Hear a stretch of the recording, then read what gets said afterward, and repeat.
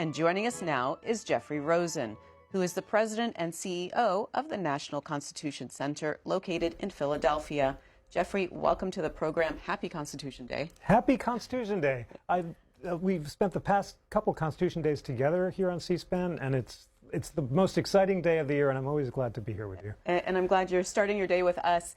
Tell us about what happened on this day and the significance it is for today's political climate. September 17th, 1787, the founders sign the Constitution of the United States. It's the end of the Constitutional Convention that began on May 25th. And after that famous long, hot summer, the delegates propose a constitution and sign it, and then it goes to the states to be ratified, and it's ratified the following year. So what we're celebrating today is the words that bind us, the ideals that unite us, and the structure of government that ensures the flourishing of the ideals of America. Next year is the 250th anniversary of the Declaration of Independence. And think about the big ideas of the Declaration: liberty, equality, and government by consent. The big ideas of the Constitution: separation of powers, federalism, and the Bill of Rights. And the Constitution creates a structure of government that ensures that the ideas of the Declaration can flourish. So tell us what the founders would say about today's political climate. Woof. They would say, boy, oh boy. Now, they were not strangers to great strife and polarization and partisanship. And indeed, they weren't sure that the American experiment would survive. And they viewed it as an experiment. Benjamin Franklin, at the end of the Constitutional Convention, says, I don't think this document is perfect. No document will be, but it's as close to perfection as we can get. And he asked that it be unanimous so that all the delegates signal a sense of their own humility, their understanding that they might not be completely right, and that their commitment to civil dialogue and to listening to their opponents was more important than imposing their will. That idea that we settle our differences in America by deliberation and dialogue rather than by violence was the centerpiece of the Constitution. And for the past 250 years, we've survived by retaining our commitment to that civil dialogue and debate. And we have had political violence in the past, and we do today. Is there, what were the founders thinking about that, and any safeguards against it within the Constitution? That's such a crucial question. And indeed, it was acts of political violence that inspired the Constitutional Convention itself. Think of Shays' Rebellion in western Massachusetts in 1786, and continuing into the following year. There are mobs of debtors who can't pay their debts because of inflation after the war. Some of them are veterans. Daniel Shays is a very dashing former Revolutionary War veteran who has to sell a sword that the Marquis of Lafayette gave him in order to pay his debts. And they mob the state courthouses because they want to shut down the bankruptcy courts. And they also attack the federal armory, which is where most of the weapons in New England are kept. And James Madison and the other founders worry that this explosion of mob violence is going to lead to the undermining of the rule of law and property rights. And Madison says, in all large assemblies of any character composed, passion never fails to wrest the scepter from reason. Even if every Athenian had been Socrates, Athens would still have been a mob. So a central goal of the Constitutional Convention is to prevent violent mobs from mobilizing, to slow down deliberation, to ensure that we rule by reason rather than passion. And that's why we have the structure that we have, separation of powers. We, the people, have the power, but we parcel it out to the president, to Congress, and the judiciary.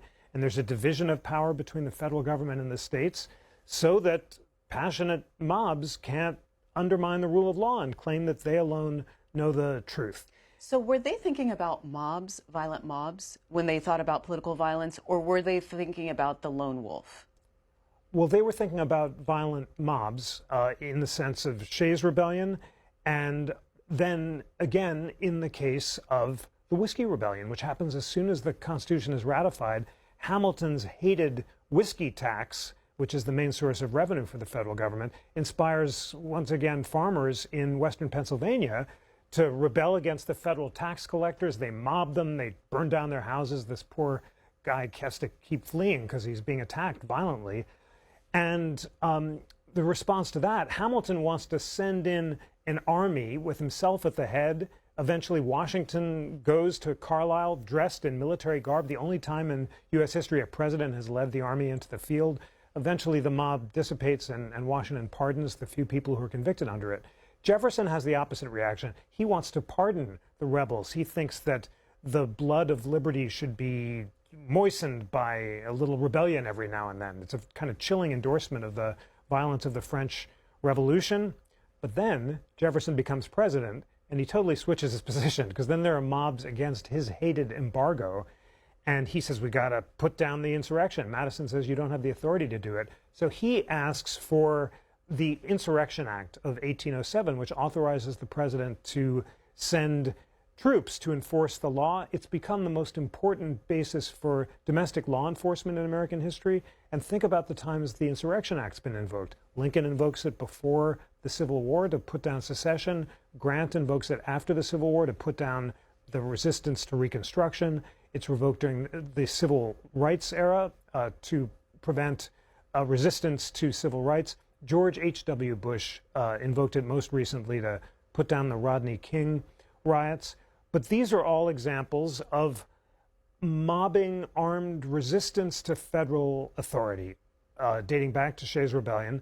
And the basic ideas in America, we resolve our differences peacefully. Now, of course, obviously we come to today, and this most controversial questions are the same ones that began in the founding era. Can the president send federal troops to enforce domestic law here in D.C.? He hasn't invoked the Insurrection Act. He might, but that hasn't happened before in American history, of a president sending troops against the desire of a governor, except during the Civil War, when he's putting down that kind of resistance. And then we come to the question of political violence and targeted assassination. And we can just say unequivocally, this is completely unacceptable in America. It's the antithesis of our commitment to resolving our differences by reason and deliberation. That's why the founders, starting with Jefferson actually, insist that in America you can only suppress speech if it's intended to and likely to cause imminent violence. That was Jefferson's position in his resistance to the Alien and Sedition Acts, which Adams had put in place to prevent criticism. And I want to of talk himself. specifically about free speech, but I want to let our callers know that Jeffrey Rosen is our guest. If you've got a question for him, give us a call right now. You can call on our lines. Democrats are on 202-748-8000, Republicans on 202-748-8001, and Independents 202-748-8002. Free speech. Attorney General Pam Bondi said this on a podcast. She said, there's free speech, and then there's hate speech. And there is no place, especially now, especially after what happened to Charlie, in our society. We will absolutely target you, go after you, if you are targeting anyone with hate speech. Now, she did clarify those comments later after getting some blowback. Here is The Hill quoting her on X, where she says, hate speech that crosses the line into threats of violence is not protected by the First Amendment. It's a crime. Talk about that. Well, that last statement is correct. The First Amendment says that speech must be protected unless it's intended to and likely to cause imminent violence. That's a very high bar.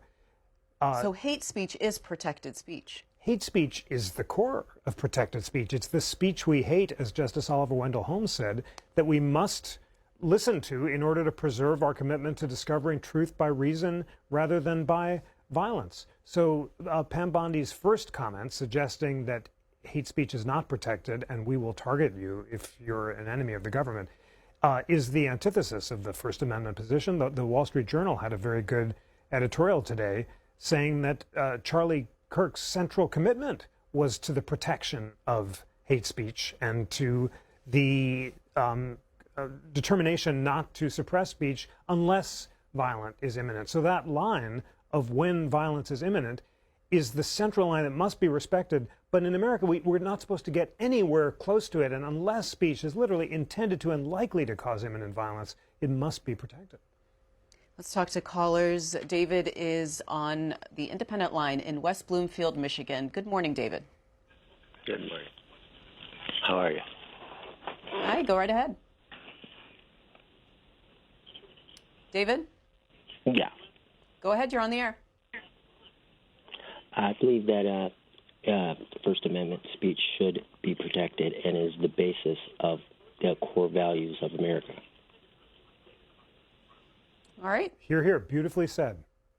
Here's Rich in Marion, Ohio, Republican line. Rich, you're on the air. Good morning. Yeah. Wow, what a great discussion. There's certain places we get questions about that we've already on free speech. It's come head on when we dealt with fires and buildings and things like that we were not allowed to do certain things to cause bad things to happen. How you do it the right way. I think what I can't quite figure out is free speech for Russia or China when they decide to use our internet, and we have to just sit there and say, we have free speech, and they use our things to the ultimate, and we can't even say boo to them without, oh my goodness, you interfering with our government. The other thing is, I can't see why we get so confused. You're right, my rights stop at your nose, and vice versa. And suddenly someone dies, or whatever reason we have that happens, to do it, and we get confused and waste so much time on that. The other thing is trying to think people through and think they're subtle. But the other one was property taxes. When we had property taxes, voting tax for that, which wasn't quite right. But when you do it the other way, people have no reason to think about the cost and do really ridiculous things. And in our justice system, dollars aren't figured at all. In some things, one little word may not even be able to be applied in real life without trillions of dollars going out the window and back and forth. And they aren't really allowed to think about that. I think it's good to think outside the box, but I don't think you can survive economically doing that. I'll hang up, listen to your answer. Thank you. All right, Rich. Well, you really put your finger on it when you talked about that fire example. That's the test. Justice Holmes says you can't cry fire in a crowded theater because that doesn't just protect my rights. It infringes everyone else's rights to safety and to life. So that's the line. Is the speech intended to and likely to cause imminent violence? Crying fire is likely to. It could cause a riot. That's the central line. We've got to maintain it. Anyone who wants to interfere with that line, Russia or China or any foreign government, of course you can prevent, open interference with the spread of truth on the internet in order to ensure that all citizens have a complete, robust, uninhibited ability to speak. So very well put. But our adversaries, like Russia, North Korea, they don't have the right to free speech. They certainly don't. You want to know the difference between America and Russia? In America, you can criticize the president all you like and say he's terrible. In Russia, if you do that, Putin can put you in jail and call up a judge and tell him to throw away the key. Because in Russia and China, the president has all the power, and in America, we the people have the power. I want to ask you about the right to criticize. There has been reports of companies firing people for being critical or being not sympathetic to Charlie Kirk's assassination. What are your thoughts on that? Well, the first thing to say is that the First Amendment only binds the government. It doesn't bind private companies. It says Congress shall make no law. It doesn't say Microsoft or Apple shall make no law. So companies are within their rights to fire people who say stuff on social media that's controversial. It's not commitment. It's not consistent with a commitment to robust exchange of ideas. Some companies, though, may choose to not allow political dialogue because they think that their job is serving customers and not encouraging free speech. So it's a delicate line to draw. And in an age of social media, it makes it all the tougher. Here's Jesse in Lacey, Washington, Democrat. Hi, Jesse. Yes, good morning. I just want everybody to not forget what amendment means, and that's to change or adjust the Constitution in ways that will better suit us now. Like, the founders did a very good job at making sure to keep things open so it could change, because they realize that, not everything's set in stone. It's a good thing. And we can change things, but people think that, like, the Constitution is set in stone. It can never be changed at all. Like, can't make any changes. But what an amendment means. So everybody should just remind themselves, like, oh, yeah, we can change it because it needs to be changed. Thank you. So true. What's the central unalienable right that the founders thought was defined in the Declaration of Independence? The right to alter and abolish government. Because we form government to secure the rights of life, liberty, and the pursuit of happiness, as the Declaration of Independence says. Whenever government threatens rather than securing those rights, the people have the right and the duty to alter and abolish it through the amendment process. I should say how excited I am that today, Constitution Day, the National Constitution Center is launching an amazing interactive declaration and civic toolkit for America 250, and I really want everyone to check it out. Can I just say a word about it? Yes, I definitely want to, but I want to just let people know that President Trump has just arrived at Windsor Castle in London. You can see that on your screen. That's Marine One that he's just come off of there behind him, and walking there, you can see the Prince William and his wife, Kate Middleton, with the First Lady, Melania Trump.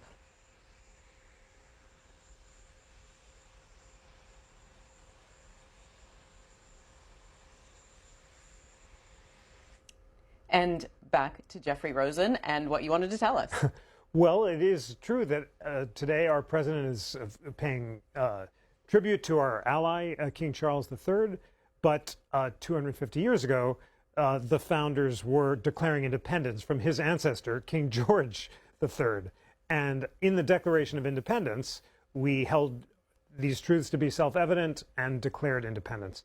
I was saying that today the National Constitution Center has an amazing interactive Declaration of Independence where you can click on each clause of the Declaration and understand its historical antecedents. The whole Declaration has been annotated by the Yale Law School scholar Akhil Amar, and it's so exciting to click on those words, all men are created equal, and see its antecedents in John Locke, and to see how it developed in the Revolutionary era state constitutions of Massachusetts and Pennsylvania, written by John Adams and Ben Franklin.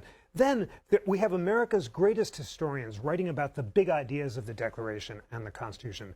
Liberty by Robbie George, equality by Danielle Allen, government by consent with the great Gordon Wood, who taught us so much about democracy.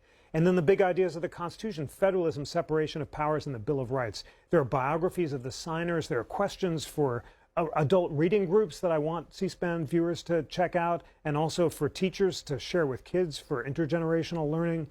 And it's all free and online at the National Constitution Center. It's an incredible honor to be part of the team that put this together, along with our interactive Constitution that brings together America's greatest liberal and conservative scholars to write about every clause of the Constitution.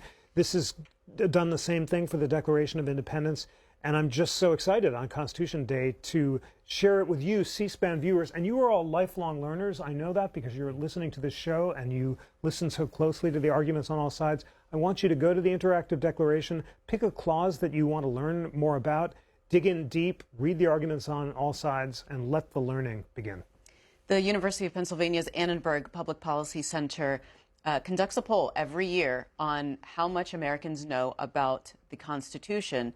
And this year, it's the highest it's ever been. Here's a headline from the Washington Times: Trump policies inspire citizens to brush up on civics knowledge. I would imagine you welcome that. It's wonderful. It's so inspiring to see Americans, starting with C-SPAN viewers, I should say, because C-SPAN viewers are the model of lifelong learners who want to geek out on the Constitution, learn about American history, learn about the complicated constitutional arguments on all sides of these questions. The Constitution has never been more front and center, regardless of where you are politically.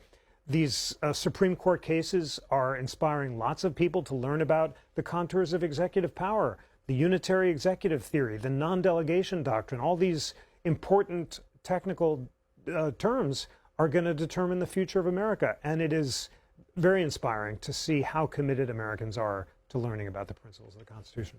Here's Ben in Bellefonte, Pennsylvania, Republican. Good morning.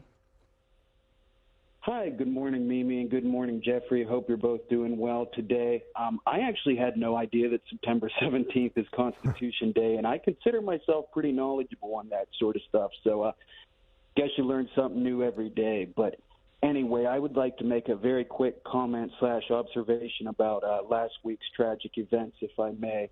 Almost a week later, I'm still struggling to come to terms with what happened in Utah last Wednesday, and I just want to say my heart goes out to Mrs. Kirk and her two small children, but I don't want to make this tragedy political, although many, many people have. I never thought I'd say this, but I was proud, very proud of our mainstream media and how they covered this. NBC, ABC, CBS, they all adequately and appropriately covered it and referred to it as an assassination from the start, which no doubt that's exactly what it was.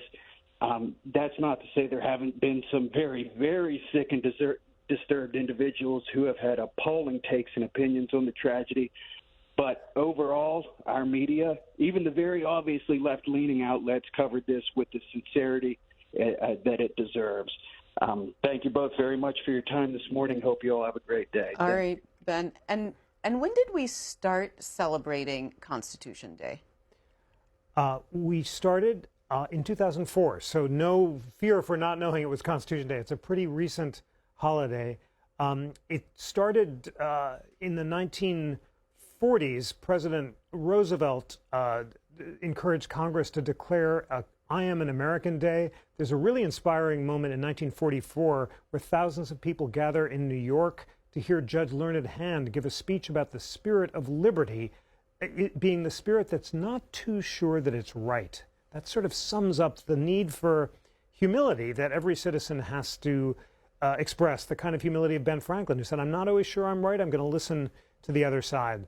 And then President Truman focused on Citizenship Day in the 50s, and then Citizenship Day and Constitution Day merged in 2004 when Congress, under Senator Byrd's leadership, encouraged the declaring of this national holiday. So, so no trouble that you didn't know this was Constitution Day. The date itself is important because it was the date the Constitution was proposed in Philadelphia.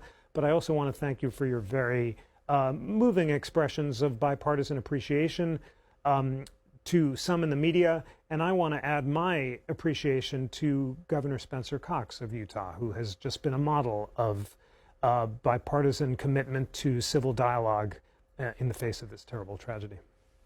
Here's Sharon in Orangeburg, South Carolina, a Democrat. Hi, Sharon. Good morning. Hello. I'm just wondering, I have a question for the guest. Do you think that Constitution Day or the Constitution should be taught in public schools? And another question I have is, as far as our leader, I know free speech and people, this is a very sensitive topic for a lot of people. But do you think that the leader of this country is setting an example of free speech and just being able to say what he wants to say, and it seems like it's okay? Do you think that's okay for the leader of this country, or do you think he should set an example for others? Thank you for that centrally important question, and I got no hesitation in answering yes. Yes, I do think the Constitution should be taught in public schools. In fact, I think that's the most important thing that public schools should teach, are the principles of the Constitution and also the habits of civil dialogue. And in fact, those were the two things that George Washington, in one of his last speeches, proposed that should be taught in what he hoped would be a national university, where people would come from across the country, set aside their regional differences and geographic prejudices, and learn those two things, the principles of the Constitution and the habits of civil dialogue. George Washington thought unless people learned those things in public school, the Republic might fall. We might go the way of Greece and Rome. So that's how important it is to teach the Constitution. That's why I'm so honored to be part of the National Constitution Center, which has online these free resources for students in public school and in all schools and learners of all ages. The interactive Constitution, now the interactive Declaration that we launched today. A Constitution 101 course that I'd love C-SPAN viewers to check out on our website or in partnership with Khan Academy. There's another great version.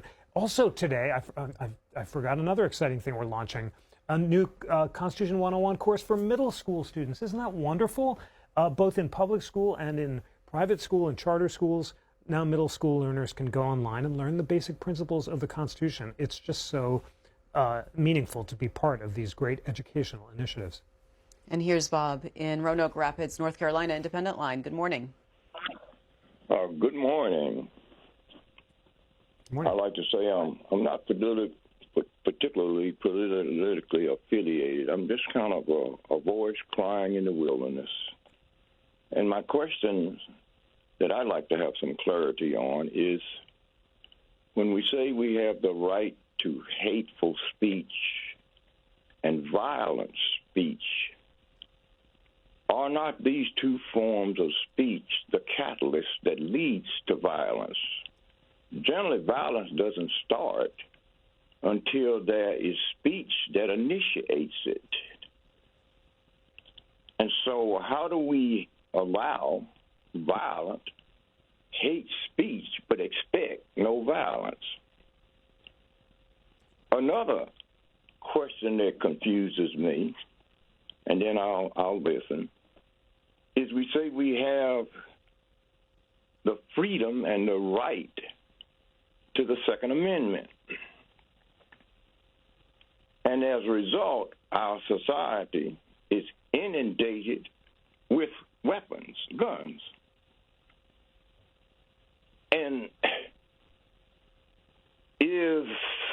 are we expected to have the freedom to own these things, but they will never be used? If I might simply quote a religious statement made by Christ, he said, "He that liveth by the sword shall die by it." Would that not apply to weapons also, guns, particularly in our society? All right, Bob, let's take those up. Well, thank you for those two fundamental constitutional questions. They're among the most important in the Constitution. And you say you're a voice in the wilderness, and that those are prophetic questions. So I'm glad to answer at least the first, because it's a tough one, but it's important. The question, as you suggest, is what's the line between hate speech and violent speech? And as you suggest, it's a tough line to draw, because violence often begins with hateful speech. But when can you punish the speech? The Supreme Court said only when it's intended to and likely to cause imminent violence. So it can't be speech that might possibly cause violence in the future, like resist the draft. Maybe someone, that's illegal, but you don't know whether it's going to happen immediately. But go kill someone now. That's imminent violence. Of course it can be stopped. That's an immediate threat.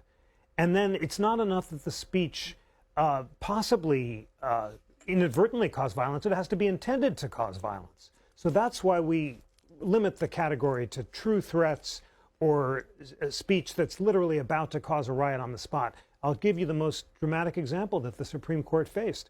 In the 1960s, the Ku Klux Klan was gathering.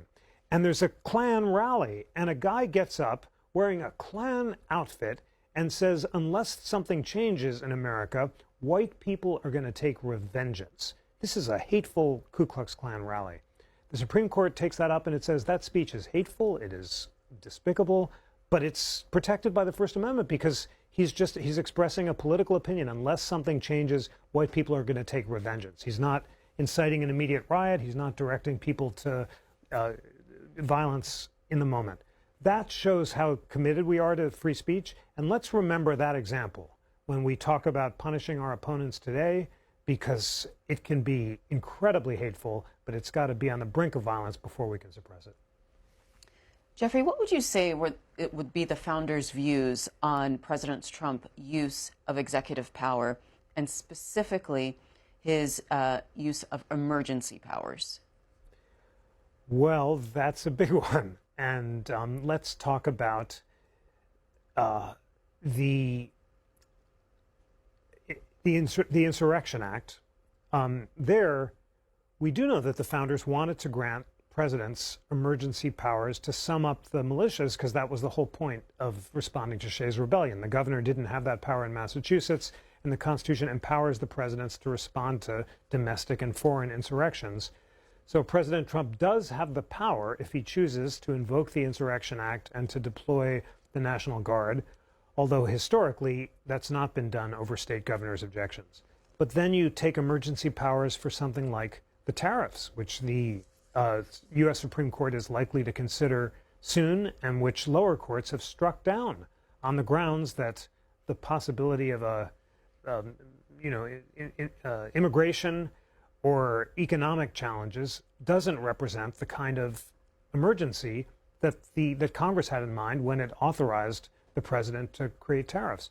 That was a case where the lower court judges, both liberal and conservative, thought the statutory text was clear and the president was misusing his powers, claiming there was an emergency when in fact there wasn't one. We'll see what the Supreme Court says there.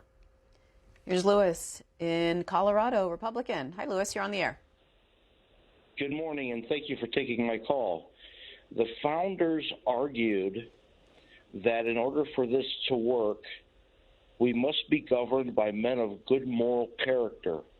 They must have known from the beginning that the system was doomed to fail and devolve into a cesspool of corruption, which it has done. If I can quote Lincoln, who said, "We the people are the rightful masters of both Congress and the courts, not to overthrow the Constitution, but to overthrow the men who pervert it."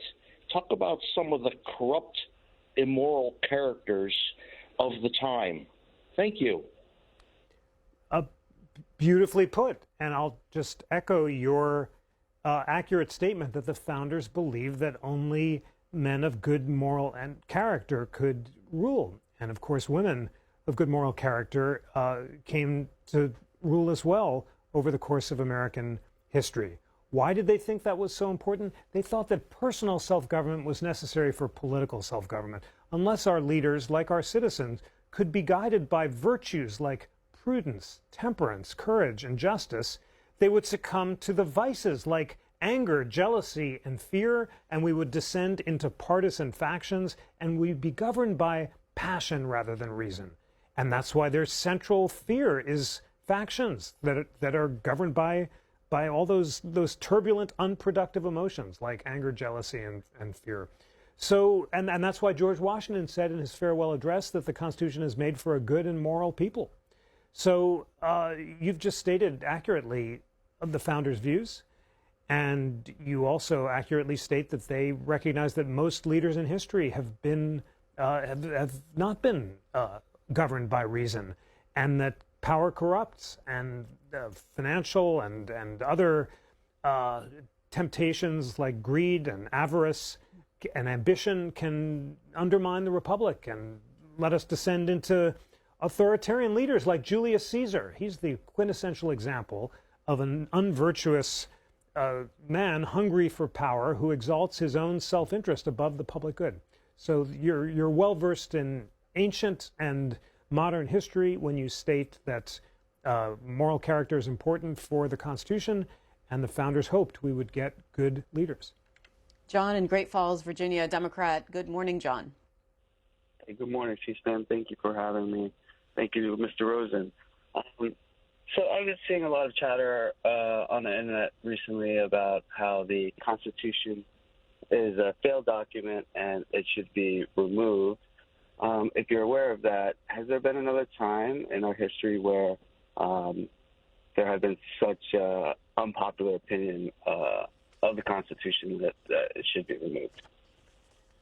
Yes, there have, and I'm really glad you focused on that question, because it's at crucial turning points in American history that extremists on the left and the right have called for the Constitution to be removed, and those are the times that we've descended into violence. What's one of the most disgraceful previous times like this? When Southern secessionists, led by John Calhoun, Andrew Jackson's and John Quincy Adams' vice president, say that the Declaration of Independence is a self-evident lie and that slavery is a positive good, and that's why they want to secede from the Union, even though the founders and Abraham Lincoln recognized that secession is unconstitutional. You never want to be on the side of those who are saying, let's break up with the Constitution and tear down our founding ideals, because whether it comes from the left and the right, it represents a repudiation of our commitment to rule by reason, limited government, separation of powers, and popular sovereignty.